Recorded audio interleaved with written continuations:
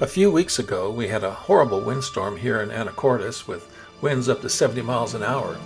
The Chilkat, a retired Alaskan ferry, broke loose of its moorings, got tangled in the Guaymas Ferry dock, capsized in seconds, and sank a few minutes later.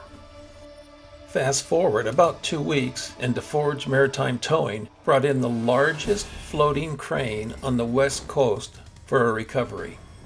I think I had a Hollywood version of what I was expecting to see. This giant crane would pull this 100-foot boat out of the water, and water would fly out of all the holes, and it would be on the surface and everyone would cheer. But I met a young man named Clark who works for DeForge Maritime Towing, and he explained they'll bring the superstructure to the surface, let it drain, and then carefully raise the hull until it just clears the water. Then they'll drop pumps into the boat. And as the water is pumped out, reducing the weight, the boat will be raised inch by inch by inch, not taking minutes, but taking hours. Even though the process was taking much longer than I was anticipating, there was still a lot to see. There was a lot of action on the water.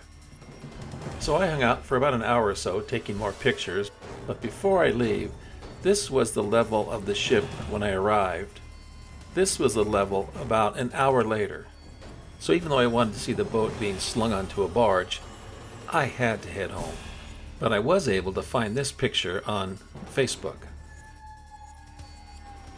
I stopped by the wreck site early the next morning. Clark had tipped me off that they'd be raising the spuds, the large metal poles that keep the barge anchored to the seafloor as they work, and prepared this massive crane to be towed back home across the border to Vancouver, BC.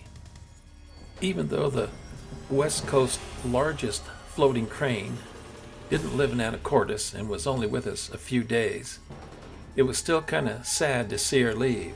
It was like watching an old friend take off on a cruise ship.